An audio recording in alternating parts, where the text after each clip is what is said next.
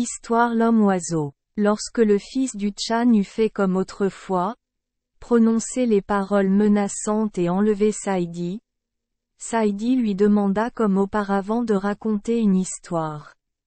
Mais le fils du Chan secouait la tête sans dire un mot, et Saïdi commença ainsi.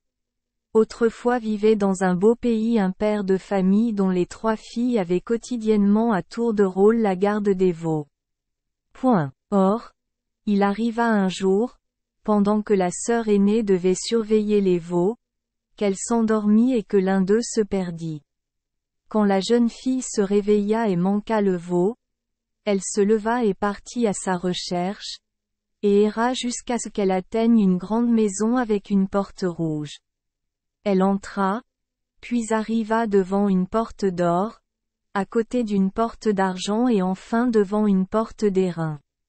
Après avoir également ouvert cette porte, elle trouva, près de l'entrée, une cage décorée d'or et de toutes sortes de bijoux précieux, et à l'intérieur, sur un perchoir, se tenait un oiseau blanc. « J'ai perdu un veau, » dit la jeune fille, « et je suis venue ici pour le chercher. » À ces mots, l'oiseau dit, « Si tu veux devenir ma femme, je te trouverai le veau, mais pas sans. » Mais la jeune fille dit, « Ce n'est peut-être pas le cas. Parmi les hommes, les oiseaux ne sont considérés que comme des créatures sauvages. C'est pourquoi je ne deviendrai pas ta femme, même si, en refusant, je perds le veau pour toujours. » Et après avoir ainsi parlé, elle rentra chez elle. Le lendemain, la seconde sœur sortit pour soigner les veaux, et elle en perdit également un. Et cela lui arriva comme à la sœur aînée, et elle aussi refusa de devenir la femme de l'oiseau. Finalement, la plus jeune sœur partit avec les veaux, et lorsqu'elle en manqua un, elle aussi erra jusqu'à atteindre la maison où résidait l'oiseau. L'oiseau lui dit également, « Si tu veux devenir ma femme, je te procurerai le veau que tu as perdu. Que ce soit selon ta volonté. » Ainsi parla-t-elle et devint la femme de l'oiseau. Après quelque temps, il arriva qu'une grande fête de 13 jours eut lieu dans une grande pagode des environs, et à cette occasion un certain nombre de personnes se rassemblèrent, parmi les autres la femme de l'oiseau. Et elle était la première parmi les femmes. Mais parmi les hommes, le plus remarqué était un homme armé, qui montait sur un cheval blanc 3 fois autour de l'assemblée. Et tous ceux qui le voyaient s'écriaient, « Il est le premier. » Et quand la femme revint à la maison, l'oiseau blanc lui demanda, « Qui étaient les premiers parmi les hommes et les femmes qui étaient là rassemblés ?» Alors la femme dit, « Le premier des hommes était assis sur un cheval blanc, mais je ne le connaissais pas. La première des femmes, c'était moi. Et pendant 11 jours ces choses se sont déroulées ainsi. Mais le 12e jour, lorsque la femme de l'oiseau se rendit à l'assemblée, elle s'assit près d'une vieille femme. « Qui, dit la vieille femme, est le premier dans l'assemblée aujourd'hui ?» À cette question, la femme de l'oiseau répondit, « Parmi les hommes, le cavalier sur le cheval blanc est, sans comparaison, le premier. Parmi les femmes, je le suis moi-même.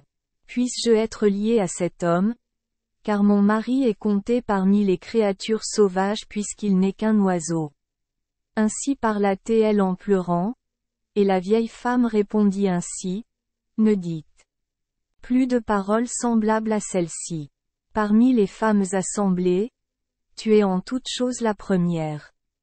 Mais celui qui monte le cheval blanc est ton propre mari. Demain, c'est le 13e jour de la fête. Ne viens pas demain au festin, mais reste à la maison derrière la porte jusqu'à ce que ton mari ouvre son nichoir, sorte son cheval de l'écurie et se rende au festin. Prenez donc le nichoir ouvert et brûlez-le.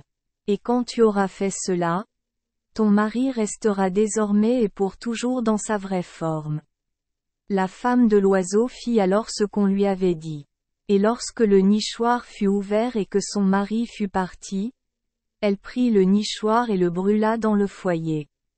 Lorsque le soleil se coucha vers l'ouest, l'oiseau rentra chez lui et dit à sa femme, « Quoi? Tu es déjà revenue? » Et elle dit, « Je suis déjà revenue. » Alors son mari dit, « Où est mon nichoir? » Et la femme répondit, « Je l'ai brûlé. » Et il a dit, « Barama, c'est une jolie affaire. Ce nichoir était mon âme. » Et sa femme fut troublée et dit, « Que dois-je faire maintenant? » À ces mots, l'oiseau répondit, « Il n'y a plus rien à faire maintenant, sauf que vous vous asseyez derrière la porte et que là, jour et nuit, vous continuez à faire claquer votre épée. Mais si le claquement de l'épée cesse, les tchadkers m'emporteront. 7 jours et 7 nuits devez-vous ainsi me défendre des tchadkours et des tangaris. » À ces mots, la femme prit l'épée, écarta les paupières avec de petits bâtons et regarda pendant 6 nuits. La 7e nuit, ses paupières se fermèrent un instant, mais à cet instant les tchadkours et les tangaris lui enlevèrent brusquement son mari. Pleurant amèrement et méprisant toute nourriture, la femme distraite courait partout, criant sans cesse, « Hélas! Mon mari oiseau! Hélas! Mon mari oiseau! » Alors qu'elle le cherchait jour et nuit sans le trouver, elle entendit du haut d'une montagne la voix de son mari. En suivant le son, elle découvrit que la voix provenait de la rivière. Elle courut jusqu'à la rivière, puis découvrit son mari avec un tas de bottes en lambeaux sur le dos. « Oh! Mon cœur est très joyeux, » dit le mari, « de te revoir. Je suis obligé de puiser de l'eau pour les tchadkours et les tangaris, et ce faisant, j'ai usé toutes ces bottes. Si tu souhaites m'avoir à nouveau, construis-moi un nouveau nichoir et consacre-le à mon âme. Alors je reviendrai. » Avec ces mots, il disparut dans les airs. Mais la femme retourna à la maison, construisit un nouveau nichoir et le dédia à l'âme de son mari. Enfin l'homme-oiseau apparut et se percha sur le toit de la maison. En vérité, sa femme était une excellente épouse, s'exclama le fils du Tchan. Souverain du destin, tu as prononcé des mots. Et c'est Sarwala Misdou Jakzang. Ainsi parla Saïdi, et il jaillit du sac dans les airs. Ainsi la 7e relation de Saïdi traite de l'homme-oiseau. Suivant 8. Merci les enfants des Esperluette Croisillon 39. Avoir écouté des contes de fées au jour Esperluette Croisillon 39. 8. Espérons que les histoires apporteront aux enfants des moments heureux et significatifs. Si vous aimez notre chaîne, veuillez appuyer sur le bouton S Esperluette Croisillon 39. Abonner, pour ne manquer aucune histoire intéressante. Je vous souhaite une bonne nuit de sommeil et de beaux rêves. Rendez-vous dans la prochaine histoire.